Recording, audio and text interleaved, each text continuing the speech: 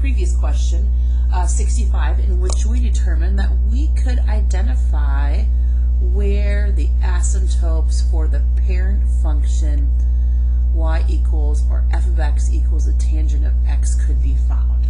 And I related that. If you haven't watched it, please go back and watch the video for number 65, where we looked at the unit circle and I gave two different ways that we could think about this. Okay, so now what's the difference? So now we see a 1/2. It's that b value that's stuck in front of the x.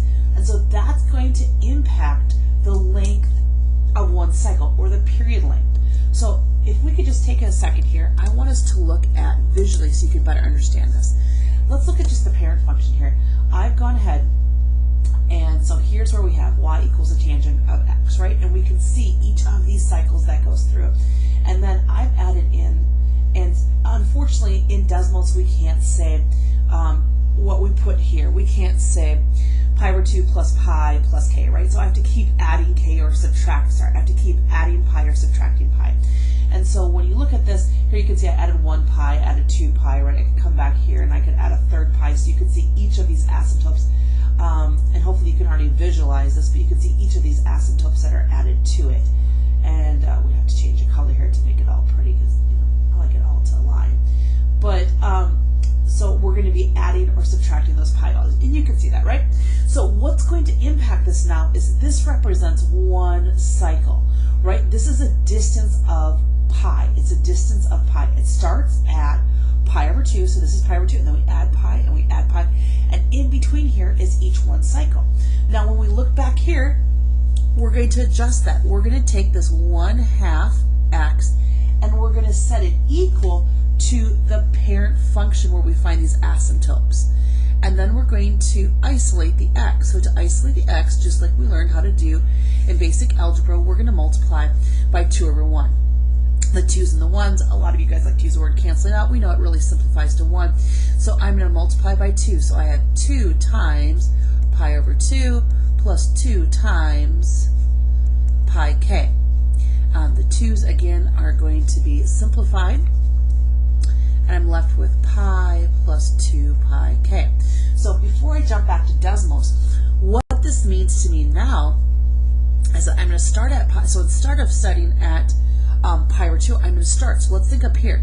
This is where the first asymptote lies. If I come back here to this picture, this is the original parent function. Watch this really quickly. If I come back here, this is at pi over 2. See this? The first asymptote lies at pi over 2.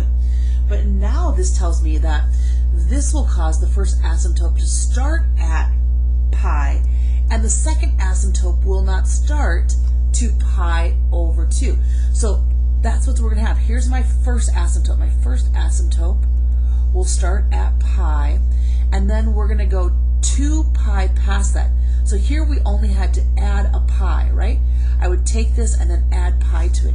So if I had to algebraically figure out where's the next asymptote lie, I would take pi over 2 plus pi, and I'd say, okay, I have to find a good common denominator, times 2, so I have pi over 2 plus 2 pi over 2. So I'd get 3 pi over 2. This is from the parent function. Keep that in mind. So if I came back here, I feel confident that this next one would be at 3 pi over 2, right? It's a distance of pi. But this particular function, I'm not going to add pi, I'm going to add 2 pi. So if here is pi, if I add 2 pi, the next one does not occur until 3 pi. And then the next one does not occur until 5 pi. And then in between there, we get the same basic shape, right? But the length of that one cycle has been extended. Let's visually make sure that this is true. So I'm going to come back here and I'm going to switch this up. I'm going to change this inside here. I'm going to write 0.5 to be lazy, because I know 0.5 is the same as 1/2. And we believe the first one starts at pi, so let me change this up. Let's change this to pi.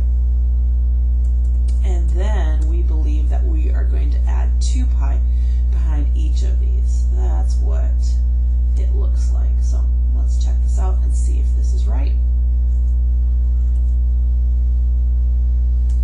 And I haven't even looked at my graph. I'm just doing all of this here.